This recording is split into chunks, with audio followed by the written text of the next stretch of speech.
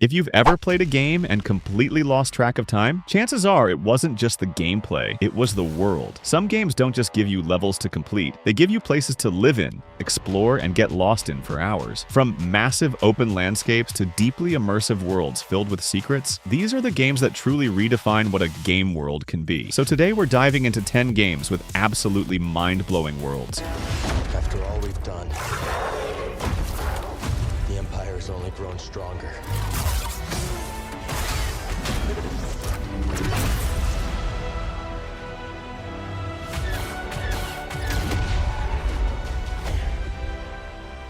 Thanks, Bode. Part of the job, Gustus. If you've ever wanted to truly live inside a Star Wars world, not just watch it, Star Wars Jedi Survivor gets incredibly close. Instead of giving you a single path, the game opens up massive planets like Kobo, dense, layered environments filled with secrets, side quests, and hidden paths that constantly reward curiosity. It's not fully open world, but it feels alive in a way that pulls you deeper the more you explore. Movement plays a huge role in that immersion. You're not just running from point A to B, you're wall running, grappling, air dashing, chaining abilities together in a way that makes traversal feel fast, fluid, and almost cinematic. And then there's the combat. With multiple lightsaber stances and force powers, every fight feels dynamic, almost like a dance between precision and chaos. But what really makes the world stand out is how much there is to do. Every corner feels intentional, like it's waiting to be discovered. Thought we was trying to get out of this bullshit.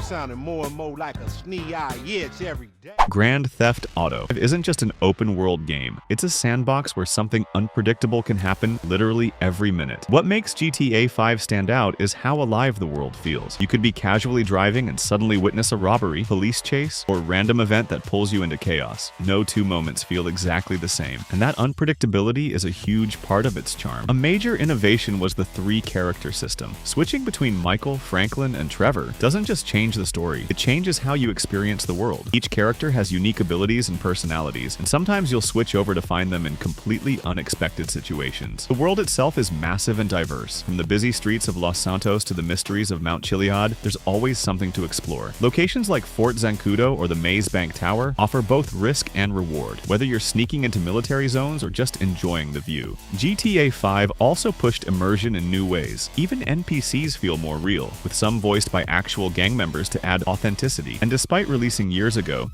GTA 5 remains one of the most successful and widely played games ever. I always dreamt of leaving this place.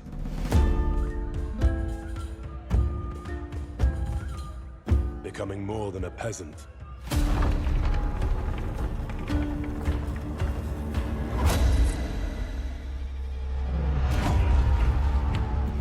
You know the trouble with an adventurous life? It can end before it gets started. Kingdom Come. Deliverance 2 takes a very different approach compared to most RPGs. It focuses on realism, immersion, and discovery without overwhelming the player. Instead of filling the map with icons, the game encourages you to naturally explore. As you travel through medieval Bohemia, you'll come across interesting sites, small, unmarked locations that tell their own stories through the environment. These might include abandoned camps, hidden loot, or subtle narrative moments. The world itself is huge and varied, spanning countryside, forests, villages, and massive cities like Kuttenberg. But what really stands out is how detailed everything feels. Every location has purpose, and every journey can lead to something unexpected. Even fast travel isn't safe or boring. You might get stopped by bandits, encounter travelers, or stumble into new quests along the way. It keeps exploration engaging even when you're not actively searching for something. Activities go beyond combat too. You can hunt in forests, craft through blacksmithing, experiment with alchemy, or even take part in games like dice and horse racing. These systems make the world feel grounded and lived in. Characters are another major highlight. From Henry of Skalitz to Hans Capon, the cast feels human, flawed, funny, and believable. Even side characters often have depth, making interactions feel meaningful. What truly sets the game apart is its tone. The story doesn't rely on fantasy elements, it's grounded in history, focusing on politics, revenge, and survival. Back at any cost.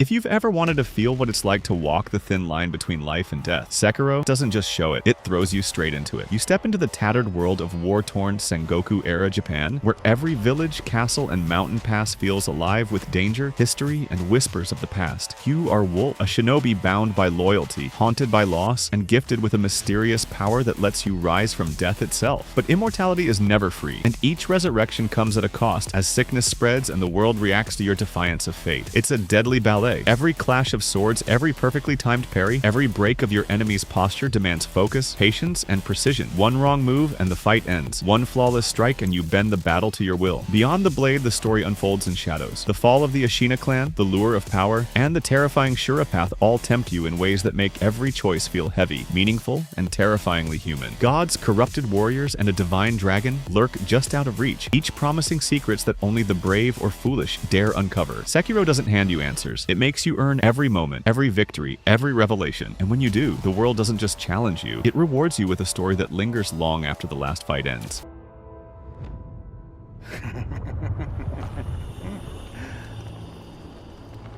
Who are you? I thought we killed your whole family. If immersion is what you're after, Ghost of Yotei creates a world that guides you without ever breaking the illusion. Instead of traditional markers, the game uses the wind itself to lead you, a subtle but powerful way of making exploration feel natural and cinematic. As you ride through the world, small details make a big difference. Fields of white flowers boost your speed, wildlife leads you to hidden secrets, and distant smoke signals draw you toward new discoveries. The world rewards curiosity. Map fragments reveal hidden locations, shrines grant new abilities, and side activities are scattered everywhere without feeling overwhelming. Even resting becomes part of the experience, with camps that let you cook, plan, and prepare before continuing your journey. Ghost of Yotei doesn't just show you where to go, it makes the journey itself feel meaningful.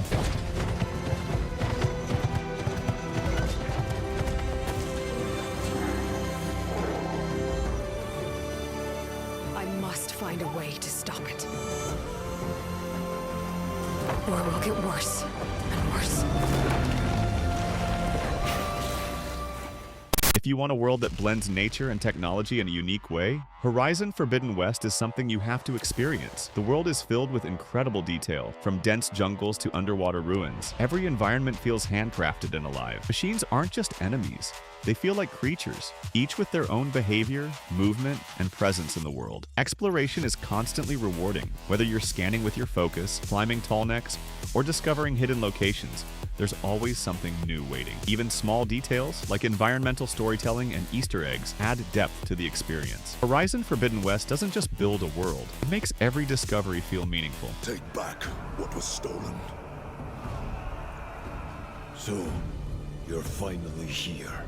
You were expecting me? Well, you Greymanes are a hard lot to kill, clawing your way back from death's door over and over. How'd you do it?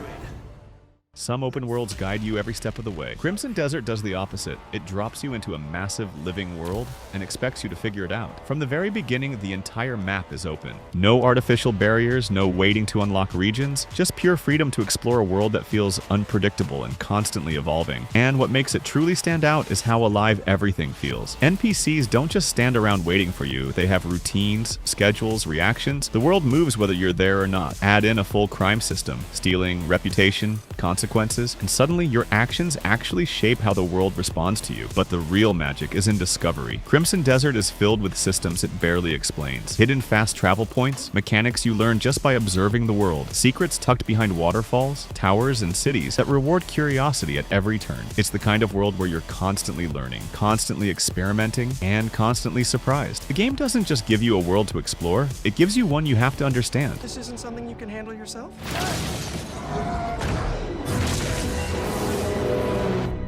I'm sure. Miles, this is crazy! We call it a symbiote, and it chose you. Get it off of him! Ready for your annual physical?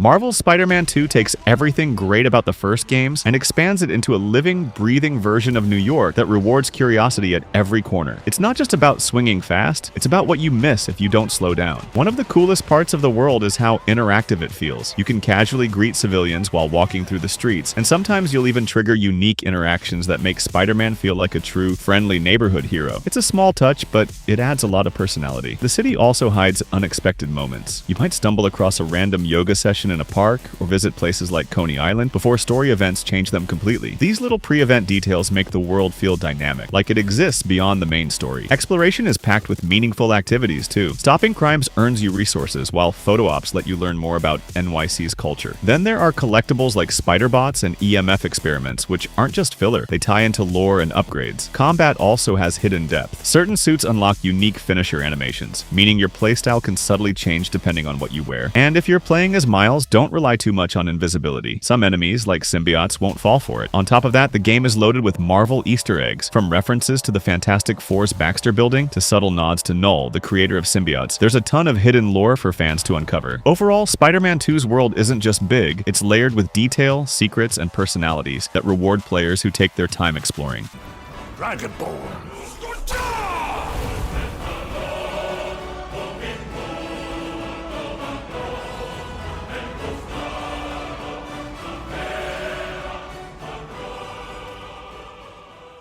If you've ever dreamed of stepping into a world that feels endless, ancient, and alive, Skyrim doesn't just let you dream, it throws you straight into it. You begin as a prisoner, shackled and unsure, yet the winds of fate quickly reveal a truth that will change everything. You are Dragonborn, destined to face dragons and absorb their souls, to shape the future of a land filled with conflict, wonder, and danger. Mountains rise like ancient guardians, forests whisper with secrets, and ruins lie in wait, filled with puzzles, traps, and treasures for those willing to explore. Life in Skyrim is alive. In cities like Whiterun, you witness the rhythm of everyday life. Merchants selling wares, blacksmiths hammering iron, children laughing. But step beyond the walls and the world shifts instantly. The wilderness is harsh, the dungeons are deadly, and every path hides surprises that will test your courage, your skill, and your wit. You can become anything you desire: a noble warrior, a cunning assassin, a master of magic, or even a wanderer who follows no path at all. You can join powerful factions like the Dark Brotherhood, fight for the fate of Skyrim in a brutal civil war, or carve your own legend in the shadows, leaving a mark that the world will remember long after you've passed through. Skyrim doesn't just offer a story, it offers a life, vast, dangerous, and breathtakingly beautiful. And every choice you make, every corner you explore, every secret you uncover, makes the land yours to shape.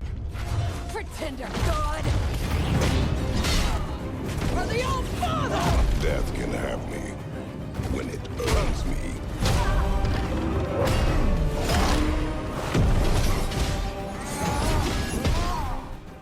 If you're looking for a world that feels powerful, mythological, and deeply personal at the same time, God of War Ragnarök delivers something unforgettable. Instead of one open land, the game spans across the 9 realms of Norse mythology, each one completely unique, from the frozen beauty of Midgard to the wild, living jungles of Vanaheim and the golden halls of Asgard. Every realm feels like its own world, with its own stories, secrets, and dangers waiting to be uncovered. But what makes these worlds stand out isn't just their scale, it's their depth. Hidden poems reference entire PlayStation worlds, secret encounters reward curiosity, and even side missions introduce characters that feel just as important as the main story. As you travel, the world constantly reacts to you. Conversations unfold naturally, myths come to life, and even small interactions, like summoning Ratatoskr or discovering hidden lore, make the realms feel alive in a way few games achieve. And at the center of it all is the journey of Kratos and Atreus, a story about fate, growth, and the weight of legacy, unfolding across worlds that feel both massive and deeply personal. God of War Ragnarök doesn't just show you mythology, it lets you walk through it.